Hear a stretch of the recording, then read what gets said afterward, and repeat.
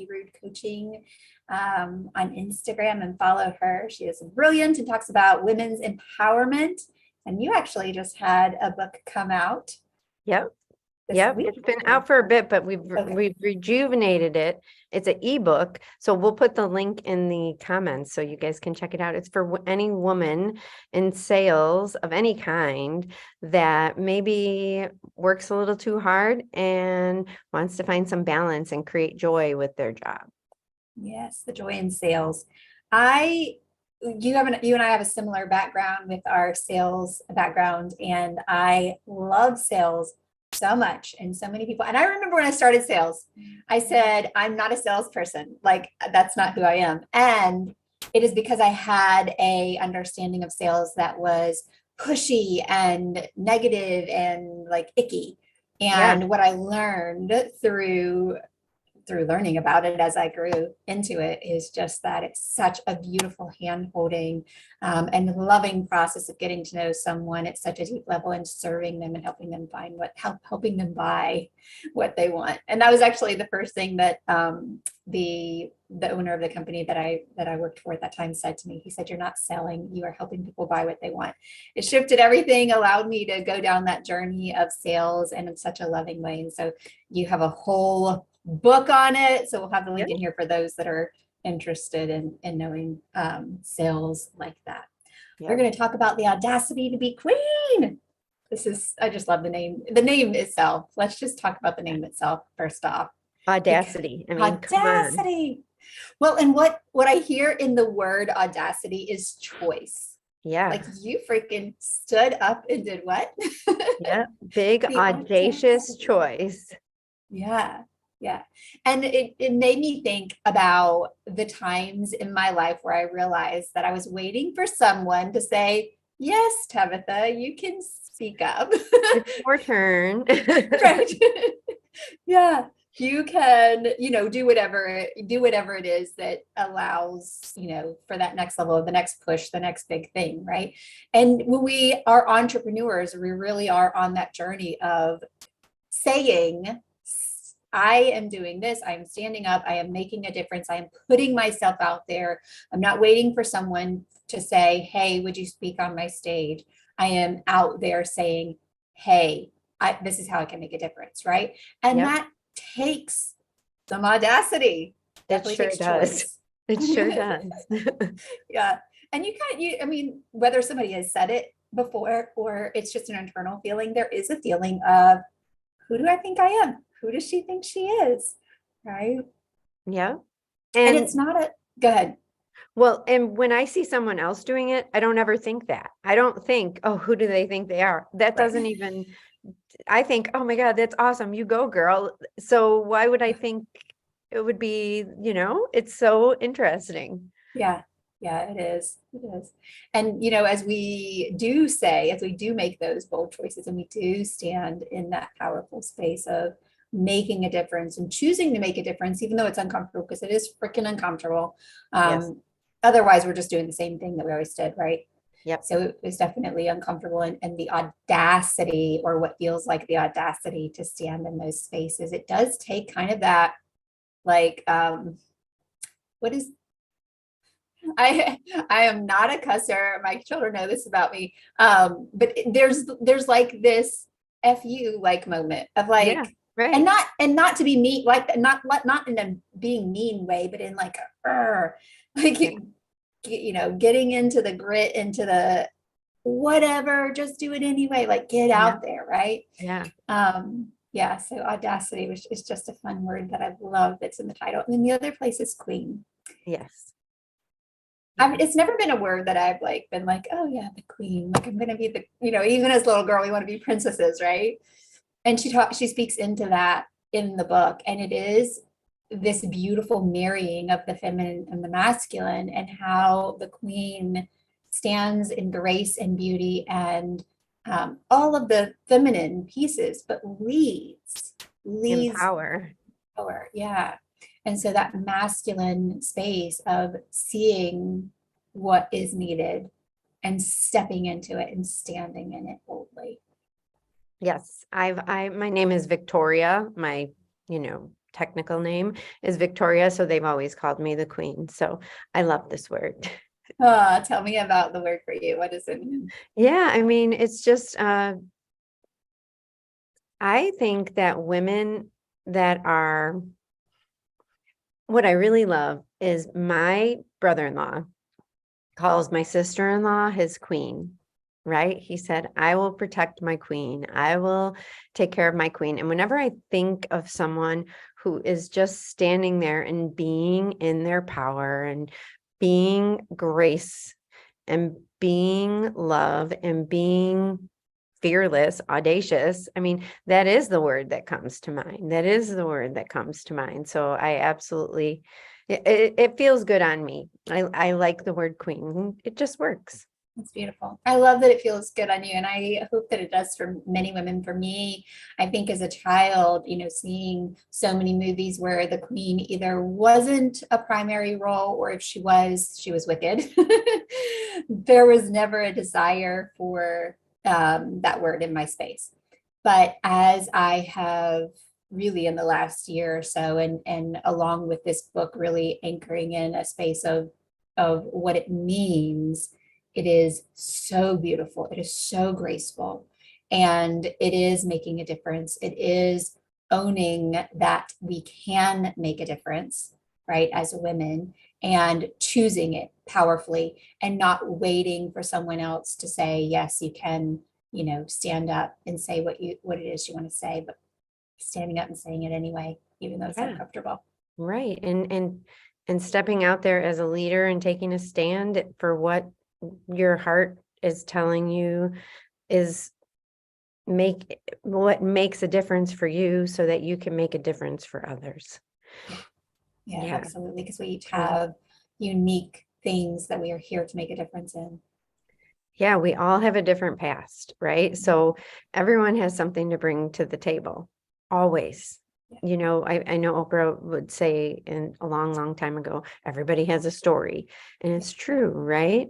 And when we look at our story as what brought us to where we are today, and it empowers us, we are all queens, I mean, we really are. We've all made it as far as we've made it. And it's no joke. Life isn't always easy, right? Yeah. And how that past creates our path forward and what we're here to make a difference in. Yeah. Why we're here. Yeah. So Yeah. beautiful. All right. So the next section that or the next piece that we're going to talk about, and I'm not going to go into pages, but read along with us because it's, oh gosh, such a good book. I read it. So I listened to it on Audible just to make sure that as we're sharing a book, it's a really great book, because we had the experience of choosing a book based on ratings that was not a great book. Not the greatest. And we all felt like we were wasting our time. So now I listen to them. And then if it's a great book, I also buy the book so I can underline and highlight and share nuggets. So if you haven't gotten the book, get it. I promise you, it's amazing. So a queen never denies her ability or her worth. A queen never denies her ability or her worth. Now, what I hear when I hear that is like the words out of our mouth do not keep us small, make us small, pretend like we're not enough. And so the word deny, that's what I hear. But there's also something else, and I'm curious if it shows up for you. Because when we deny something, we also deny, I'm going to push that away, right? Like to deny my child, something that's bad for them, right? Right. So there's something in that. There's another layer in that I hear that I'm just aware of and don't really know, necessarily where I would want to go with that.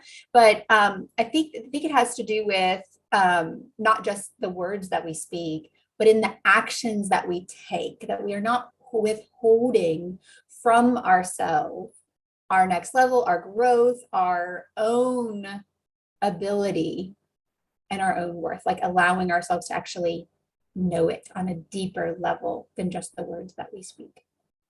Well, and be brave, right? Be brave and courageous, because let's face it, getting vulnerable and shining our gifts or being in that space of owning our worth, right? That is, I wasn't invited to do that until later in life, let's just say, right? I always felt like, ooh, you shouldn't be too, full of yourself or Don't whatever. shine your right? light too bright. Yeah. Yep. Yeah. And what I think about denying that and hiding that and tucking that in, it's it's self-harm almost. I mean, it really is. Yeah. It's withholding. You said something about withholding what you can bring to a situation, right? So if I am, especially if I'm in a group, right? If I'm in a group and we're coming up with, let's just say in a work situation, and we're all coming up with solutions. If I am denying my worth in that situation, and I have a really great idea that I'm not bringing to the table, It's withholding. the whole Yeah. team is missing out, right? So when we look at it on a bigger scale, the world, our family, whatever, the community we live in, however we look at that, when we deny what our gifts are, right? Isn't it what you Yeah. said? Yeah. When we deny what our gifts are, what we have, what that unique life path has given us for our history, we all have something to bring. Every single person has wisdom that not one of us has alone, right? Yeah. And in what you're saying is so powerful. We're withholding it from the world. And what a selfish way to show up. What a selfish thing to do. I mean, really, that supports me in really getting clear on, yeah, it's audacious. Yeah, it's vulnerable. Love you that you use the word vulnerable because, yes, it feels so vulnerable to show up and be share our abilities and be in our worth because we don't know if it's going to make a difference. We don't Right. know how it's going to land. We don't know how people are going to respond. So it's very vulnerable, but how selfish for us to withhold the wisdom that we've gained along the way. And it's it also is like a waste of all of the time and all of the effort and all of the difficulty that we have been through for us to stand in that place and withhold it and to hold back and to not own and make a difference and to deny ourselves, but even more to deny others and to not deny the world. Well, and what I keep thinking about is generosity, right? So many of us talk about being generous, sharing, and sometimes we think of it in such a one way. We think of it in one way of giving to others, whether it be our time, our energy, our finances, whatever, right? But generously showing up and generously sharing my experience helps someone that you may not even know, can be helping someone who might be going through something very, very similar and is scared, right? And I can't tell you how many times that I've had no idea. And when I was sharing my story, I've had no idea I was helping somebody. And then years later, they'll come up to me and that one time at this one, event, you said this. And it really, really helped me to see stuff because we don't know who's listening. We don't know who's around us. And for me as a mom having a daughter, if I deny those parts of myself and she sees me doing it, she's inevitably going to do it. Yeah, absolutely. Yeah, we are the examples. Mm-hmm. Yeah, it's interesting because I have, same where people will come up and say, this thing that you said, or I learned this from you, or all of these things where I get, those feedback. But if we think about how many times do we pause and tell the person that we got, gained some wisdom from, value from, how often do we pause and tell them? So Yeah. if we have, even a few people have paused and told you like, oh my gosh, you made such a difference in my life. There are probably 50 times that have not paused to say, thank you, you made a difference. And so remembering that, even though we don't know who all we're touching, we are making a difference. Because sometimes it takes anchoring back into that. we can, one thing that I love that I heard another entrepreneur say that they do is have a collection, keep a collection of those emails that, people respond, or whatever it is, however people, wrote a letter, however that came in, of the difference, because it is challenging. It is vulnerable. There are the hard times. It is, there are times where our own brain will say, all kinds of things, right? I don't even need to go into that. So when we have something to fall back on to say, oh yeah, this letter, this email, it's a great reminder that there is infinite more that have not paused and said, hey, thank you for making a difference. Well, and here's something that's interesting that is in my book and that I learned early on in sales when I was having a bad day. If anyone's ever done sales where you pick up the phone and you call potential clients, there are a lot of no's, right? And when you're an entrepreneur or when you're sharing yourself, there is a lot of crickets. There are a lot of times when nobody's saying anything, right?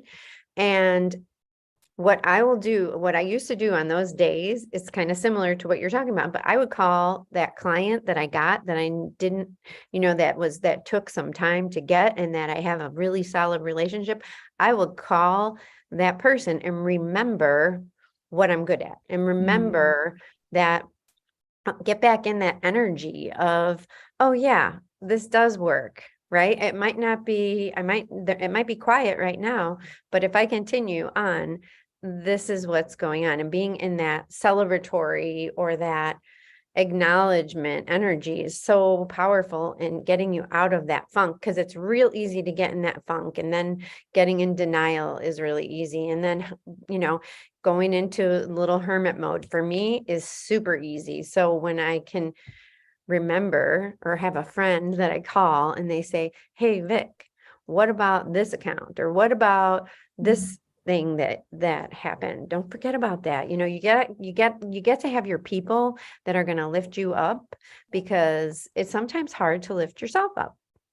Yeah, and I love that you said too that, you reach out to those people that you have made a difference for. And I'm sure not in a way that, the recommendation isn't, hey, call them up and have them tell you how amazing you are, right? It is to Right. call them up and say, hey, Right. just wanted to check on you. Is there, if there's any way I can support you today? Yep. Wanted to say thank you. Thank you for your not your service, or your friendship or your whatever whatever. it is. Yeah. Right. Yeah. So, creating that connection. And one of the things that's always made a big difference for me that I heard once is, when in doubt, focus out. Yep. So whenever we are doubting anything, if we show up, send messages out, make a difference for others, we're reminded very quickly of why we're here, why we matter, why our message matters, our path, our past, as you said, all of the things. Yep. Yeah, it's powerful stuff, and it's real easy. I mean, because even when so one of the things that when we deny our gifts, that sentence, right? One of the things is that's a little bit, you said selfish, but sometimes that means we're caught up in our ego and what people think of us. But when we are focusing out and when we're not thinking about ourselves and we're being generous, we're usually not thinking of how we're coming across. Like the overthinking part of our brain kind of goes off when we're generous or when we're grateful. Finding things that we're grateful for in that moment usually helps, right? Well, we are all complete for today. So thank you, Vicki, for this amazing conversation. For everyone watching, hit the subscribe button, hang out with us Monday through Friday, read the books with us. We read amazing books on self-worth, women in entrepreneurship, money, everything around those things. So if those things, if you love those things, either grab the books and read with us, join us here and listen to the lives, and you get lots of great inspiration for your journey as well.